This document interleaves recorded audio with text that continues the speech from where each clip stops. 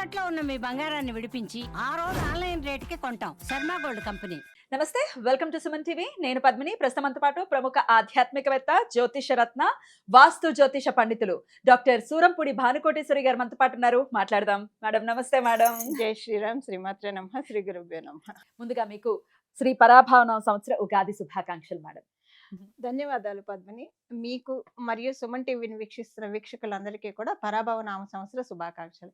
ఈ ఉగాది మీ జీవితంలో నవవసంతాన్ని మన జీవితాల్లో నవవసంతాన్ని కురిపించాలని, మన అందరం కూడా ఆనంద డోలికల్లో తేలిపోవాలని చెప్పి, మనకున్న కష్టాలన్నీ కూడా తగ్గిపోవాలని చెప్పి జగన్మాతని మనందరి తరఫున మనస్ఫూర్తిగా ప్రార్థిస్తున్నాను. థ్యాంక్ యూ అండి. Thank you so very much. ఒక్కసారి ఈ ద్వాదశ రాశులకి కూడా మనం ఖచ్చితంగా రాశి ఫలాలు అంటే తెలుసుకోవాలని అంటే అది ఉగాదికి మాత్రమే మనకు ఉన్నటువంటి సాంప్రదాయం. కాబట్టి మరి పరాభావన సంవత్సరం పేరేమో పరాభావం కదా, మరి అవమానం కదా, ఒకంత భయంగా ఉంది. మరి అంత భయపడాల్సిన అవసరం ఉందా? ద్వాదశ రాశులకి కూడా ఎటువంటి ఫలితాలను ఇవ్వబోతోంది? గోచారం ఒక్కసారి మీ ద్వారా తెలుసుకోవాలనుకుంటున్నాను.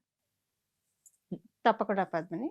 పరాభవం అనేది గోచారం మనకి ఇప్పుడు జూలై నుంచి జూలై వరకు కూడా గురు భగవానుడు మిథున రాశిలో ఉంటాడు. జూలైలో మిథున రాశి నుంచి కర్కాటక రాశిలోకి వస్తారు. శనేశ్వరుడు మటుకు మీన రాశిలోనే ఉంటారు, శని మహారాజు. రాహుకేతువుల ట్రాన్సిట్ ఈ డిసెంబర్లో మారుతుంది, 2026 డిసెంబర్లో. వీళ్ళు ఏంటంటే ఊరందరిది ఒక దారి అయితే ఉలిపిట్టేది ఒక దారి అన్నట్టు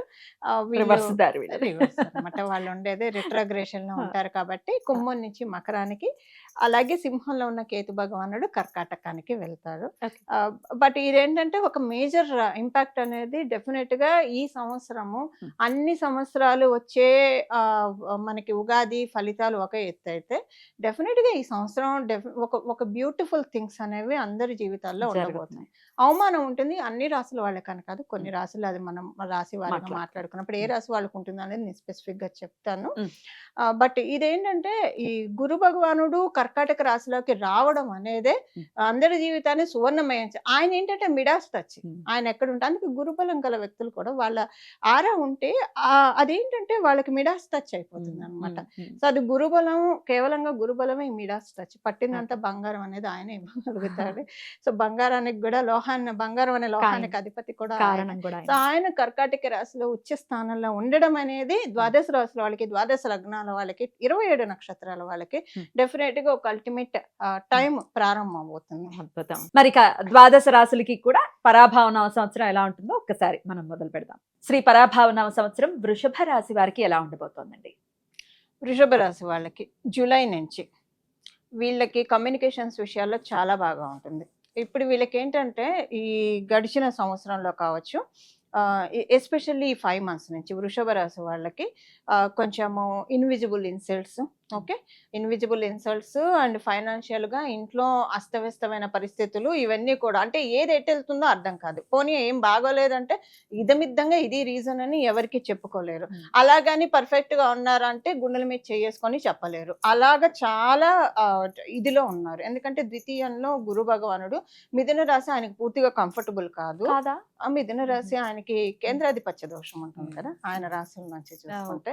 సో మిథున రాశి, కన్యా రాశి ఆయన కంఫర్టబుల్ హౌసెస్ కాదు గురు భగవానుడికి. అండ్ వృషభ రాశి వాళ్ళకి గురుడు ప్రతికూలుడు కాకపోయినా పూర్తిగా అనుకూలుడు కూడా కాదు. సో అందువల్ల కొంచెం ఉంటుంది. కాదే ఈయన తృతీయ స్థానంలోకి వస్తే ఆయన ఉచ్చ స్థానంలో ఉన్నాడు కాబట్టి వృషభ రాశి వాళ్ళకి జూలై నుంచి పబ్లిక్ డయాస్ బాగా పెరుగుతుంది, కమ్యూనికేషన్స్ లో చాలా బాగా ఉంటుంది. లైమ్ లైట్ లోకి ఎవరెవరు ఏ ఫీల్డ్స్ లో ఉంటారో దాంట్లో లైమ్ లైట్ లోకి వెళ్ళడానికి ఛాన్సెస్ చాలా బాగా ఉన్నాయి.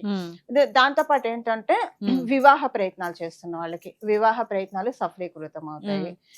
వీళ్ళకి వృషభ రాశి, వృషభ లగ్నంలో పుట్టిన వాళ్ళకి ఈ సంవత్సరంలో పరాభవ నామ సంవత్సరంలో ఒక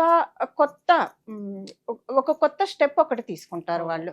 కొత్త స్టెప్ అదే వాళ్ళకి టర్నింగ్ పాయింట్ అవుతుంది. కొత్త స్టెప్ అన్నా తీసుకోవచ్చు, లేదా ఆపర్చునిటీస్ వాళ్ళకి వస్తాయి. ఈ రెండిట్లో ఏదైనా ఉంటుంది. నవమ స్థానం మీద గురు భగవానుడు డైరెక్ట్ గా యాక్సెస్ ఉంది. ఇప్పుడు మీరు ఎదురుబదురుగా అలాగుంటుంది. ఇలా చూస్తే ఎంతసేపు చూస్తాం, మెడ పట్టుకుంటాం అంటే చూస్తారు అనుకోండి, అది వేరుంటుంది, డయాగ్నల్ గా వేరుంటుంది, డైరెక్ట్ యాక్సెస్. సో నవమ స్థానం మీద గురు భగవానుడు చూపు అనేది వీళ్ళు పూర్వజన్మలో చేసుకున్న పుణ్యం అంతా ఆయన తిరిగి తోడతాడు. అందులో అది మకర రాశి అవ్వడం వల్ల ఇంకా మంచిది. వీళ్ళకి ఏంటంటే వృషభ రాశి వాళ్ళకి బొనం బనాంజా ఆఫర్స్ ఏంటంటే డిసెంబర్ లో కేతు భగవానుడు తృతీయంలోకి రావడము, ఇది ఒక డబుల్ బనాంజా అవుతున్న వాళ్ళకి. దాంతో పాటు లాభస్థానంలో శనేశ్వరుడి సంచారం వీళ్ళకి పరిపూర్తి రాజయోగాన్ని ఇచ్చి ఆయన అక్కడ ఇక్కడ ఈయన జూపిటర్ రిసీవ్ అవుతూనే ఇంకా ఆయన చెప్తాడు వీళ్ళకి ఈ యోగాన్ని ఇవ్వు. ఫైనాన్షియల్ గా 11th హౌస్ అంటే మన కోరికలు తీరుతాయండి. మెయిన్ ఫైనాన్సెస్, ఒక ఫైనాన్సెస్ అనే కాదు ఏ కోరికలు ఉన్నా అవి తీరుతాయి. అంటే మనకి ధర్మబద్ధమైన ప్రతి కోరిక తీరే రాసి హౌస్ 11th హౌస్ అన్నమాట. అక్కడ జూపిటర్ హౌస్, జూపిటర్ ఆయన హౌసే కదా, అది రిసీవ్ చేసుకోవడం అనేది వృషభ రాశి వాళ్ళకి పరాభవ నామ సంవత్సరం ప్రశాంతంగా సాగుతుందని చెప్పడం ఏ మాత్రం అద్భుతం. అసలు నిజంగా కమెంట్స్ పెడుతూ ఉంటారు, మా వృషభ రాశి జీవితమే ఇంత, మేము ఆ కష్టాలు పడలేకపోతున్నాం అని కమెంట్స్ పెట్టే వాళ్ళకి ఇది ఒక అద్భుతమైనటువంటి శుభవార్త. కృష్ణ పరమాత్ముడు రాశిలో పుట్టినందుకు ఆనందపడే సమయం ఆసన్నమైంది. అమ్మయ్యా, ఇప్పుడు కొంచెం ఆనందంగా ఉండొచ్చు. ఎప్పుడు రాశి ఫలాలు కానీ లేకపోతే మీలాంటి అస్ట్రాలజర్స్ దగ్గరికి వస్తే పాజిటివ్ వినడానికి ఇష్టపడతారు, ఎందుకంటే ఆ పాజిటివ్ వినిన తర్వాత వచ్చే ధైర్యం నెక్స్ట్ లెవెల్లో ఉంటుంది. ఖచ్చితంగా ఓకే మనకు బాగుంటుంది కదా, మనం వేద్దాం స్టెప్ అని ఆలోచిస్తారు. సో చాలా మంచి విషయం చెప్పారు. అయితే అన్ని విషయాల్లో బాగుంటుంది అని అన్నారు కాబట్టి ఎవరు అడిగినా ఆర్థికం అడుగుతారు, డబ్బుల విషయంలో ఎలా ఉంటుంది ఈ సంవత్సరం అంతా వీళ్ళకి? మీకు ఒక్క విషయం చెప్తాను పద్మని, మీ రాశికి అంటే వృషభ రాశి వాళ్ళకి, నా రాసేలండి, మీ వృషభ రాశి వాళ్ళకి పరిపూర్తి రాజయోగాన్ని ఇచ్చేది ఎవరు మీకు బాగా తెలుసు, మీకు నాలెడ్జ్ ఉంది. ఆయన లాభస్థానంలో ఉన్నాడు. ఇప్పుడు ఏమంటారు, వడ్డించేవాడు మనవాడైతే ఇప్పుడు అది దానికి తోడు గురు భగవానుడి జీవకారుడు, ఆయన ఎక్కడ దృష్టి పెడతారు పద్మని అక్కడ జీవం పడేది. ఎంత డ్రై హౌస్ అయినా సరే, ఎంత మెట్ట భూమి అయినా సరే బంజరు భూమి అయ్యేది. సో ఇప్పుడు ఆయన దృష్టి ఉంది కాబట్టి ఇది కూడా జన్మజాతకం బాగా ఉంది అనుకోండి, ఇంకా అసలు వాళ్ళకి ఆఫర్స్ చాలా బాగుంటుంది. సో ఫైనాన్షియల్ గా వీళ్ళు కుదురుకునే టైము ఇన్వెస్ట్మెంట్స్ కి మంచి టైం అని చెప్పచ్చు. అండ్ డిసెంబర్ నుంచి ఇంకా బాగుంటుంది. జూలై నుంచి మంచి మార్పు చూస్తూ ఉంటారు నెమ్మదిగా. జూలై నుంచి అంటే వచ్చి రాకుండానే ఒక ప్రదక్షిణం చేసి పట్టుబట్టుకున్నట్టు కాకుండా, వచ్చి రాకుండానే కాకపోయినా జూలై మధ్యలో నుంచి అలాగా మంచి ఫలితాలు చూస్తూ ఉంటారు. బాగా వెళ్తూ ఉంది అనుకుంటున్న క్రమంలో జూలై డిసెంబర్ తర్వాత నుంచి ఇంకా బైపాస్ లోకి ఇంకా అది అలాగా స్మూత్ గా వెళ్తుందా నెక్స్ట్ ఇయర్ కూడా అలా స్మూత్ గా ఆ జర్నీ అనేది జరుగుతుంది.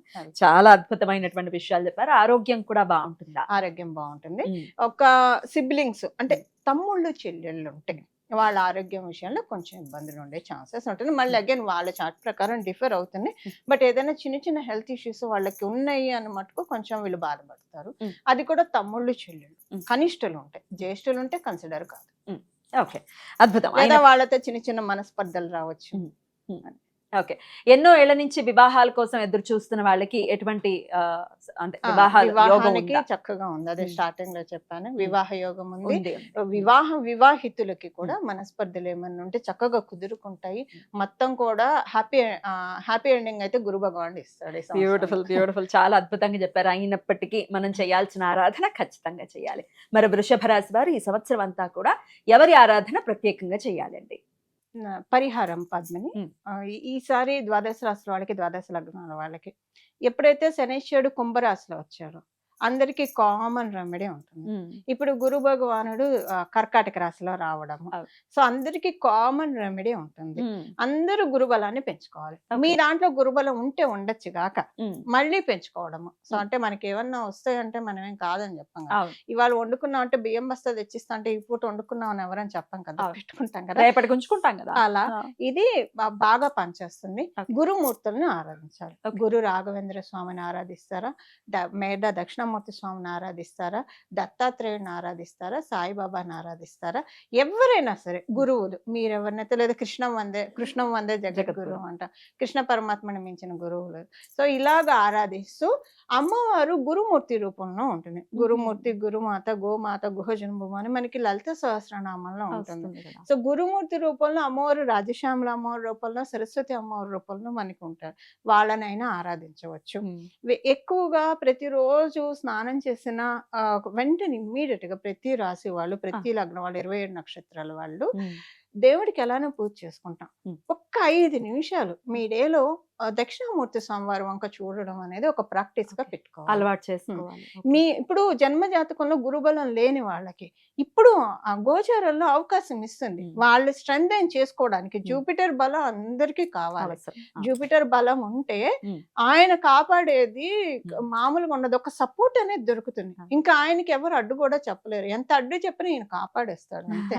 ఎందుకంటే దేవదానాలకి యుద్ధం అయినప్పుడు ఎండ్ ఆఫ్ ద డే దానవులు ఓడిపోతారు, దేవతలు గెలుస్తారు. గెలుస్తారు. సో ఈ మన లైఫ్ లో ఉన్న ఈ దేవదానవ సంగ్రామం నుంచి మనము ఒక దానవులు అంటే కష్టాలు అనుకుందాం అంతే. కాసేపు. కష్టాల నుంచి బయటపడి విజయాన్ని కైవసం చేసుకోవాలంటే దేవతా బలం కావాలి, ఓకే. గురు బలం కావాలి. ఓకే. సో దక్షిణామూర్తి స్వామివారి ఆరాధన ఎవరిదైనా ఆరాధన చేసుకోవాలి. వాస్తు పండితులు కూడా కాబట్టి మీరు ఒక ఇంట్లో ఖచ్చితంగా ఈ దిక్కున స్వామి పటం ఉండాలి ఆ. అనేది ఏదైనా దిక్కుందా? అక్కడ మేము పెట్టుకొని ఖచ్చితంగా చూసే విధానాన్ని ఒక్కసారి చెప్తారా? చాలా మంచి ప్రశ్న తీసుకున్నారు. ఇప్పుడు ఈ ప్రశ్న చాలా ఆప్ట్. అందుకే మీరంటే అంటే కరెక్ట్ గా రైట్ టైంలో రైట్ ప్రశ్న అడుగుతారు. Thank you. ఈ వాస్తు శాస్త్రం ప్రకారం మనం చూసుకున్నాం, మనకి వేదాల్లో అంటే పురాణాల్లో ఉన్న శాస్త్ర విషయం కూడా ఉమ్. ఇంట్లో ఉత్తరం గోడకి దక్షిణామూర్తి స్వామివారి బొమ్మ ఉంటే మంచిది. అంటే ఉత్తరానికి ఉంటాడు, ఆయన దక్షిణానికి దక్షిణానికి చూస్తూ ఉంటాడు. ఓకే. దక్షిణానికి చూస్తే ఇప్పుడు సో మనం ప్రాక్టికల్ గా మాట్లాడుకుంటే మనం జనరల్ గా ప్రాక్టికల్ లౌకికంగా ప్రాక్టికల్ అనుకుంటాం.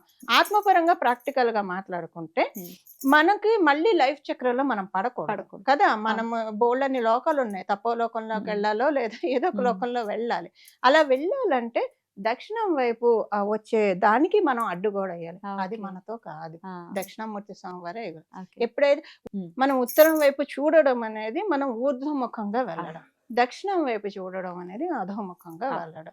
సో ఈ అధోముఖం నుంచి మనల్ని తప్పించి ఊర్ధ్వముఖంలో మనల్ని అప్లిఫ్ట్ చేసేది కేవలంగా ఒక గురు భగవానుడే ఓకే. కదా. దీనికి కేతు బలం కూడా తోడు కావాలి. ఓకే. అందుకే దక్షిణామూర్తి స్వామివారిని నేను ప్రత్యేకించి అసలు మామూలుగా ఎవరికైనా ఇంట్లో ఉత్తరం గోడకు ఉమ్. ఉంటే మంచిది. నేను ఉమ్. ఎందుకు చెప్తున్నానంటే ఆయన కాళ్ళ కింద అపస్మరుడు అనే రాక్షసుడు ఉంటాడు. ఆ, ఆయనే మన రాహుకేతువుగా భావించి ఉమ్. దీన్ని తొక్కేసి, అంటే నాకు మళ్ళీ లైఫ్ సైకిల్లో వాళ్ళకి అది ఎక్కువగా లైఫ్ సైకిల్లోకి Exactly. తెచ్చేది. ఆ లైఫ్ సైకిల్లోకి రాకుండా నన్ను కాపాడు, ఈ జీవుని కాపాడు. ఎప్పుడైతే మనం జీవుడు అని అనుకుంటూ ఉంటామో ఇలానే ఉండిపోతాం. కాదు, ఈ జీవాత్మ పరమాత్మే జీవాత్మ. అందుకే మనకు ఉపనిషత్తుల్లో చెప్తారు కదా, శ్వేతకేతు తత్వమసి అనే ఒక కథ ఉంది, అది చెప్తారు. ఉమ్. సో అంటే తత్వమసి తత్వం మనం తెలుసుకోవాలి. ఉమ్. అది మనకిచ్చేది కేవలంగా దక్షిణామూర్తి స్వామివారు, అద్భుతం. లేదా సో ఏ గురు రూపమైనా ఇస్తారు. పెట్టుకోవచ్చు. ఉత్తర గోడకి మాత్రం ఖచ్చితంగా దక్షిణామూర్తి ఉండాలి. పటాన్ని పెట్టుకుని ఆయన్ని అసలు ఎంత సుందరంగా ఉంటారో ఉండాలి అసలు. అసలు. అంటే ఎంత ప్రశాంత చిత్తులై అవును. ఉంటారో చిన్ముద్రతోటి.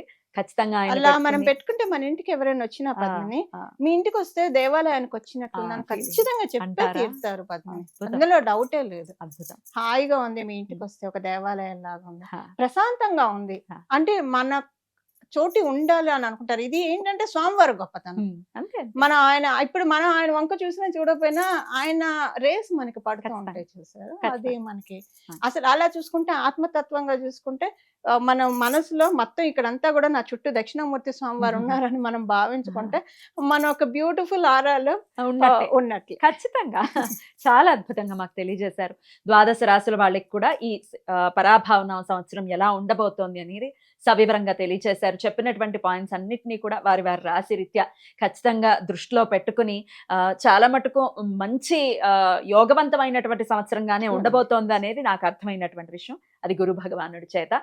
సో అందరం కూడా సంతోషంగా ఉండాలి ఈ సంవత్సరం అంతా అని మనస్ఫూర్తిగా కోరుకుంటూ చాలా చక్కటి వివరణను అందించారండి. కృతజ్ఞతలు. నమస్కారం అండి. మంగళం. నమో భగవతే వాసుదేవాయ.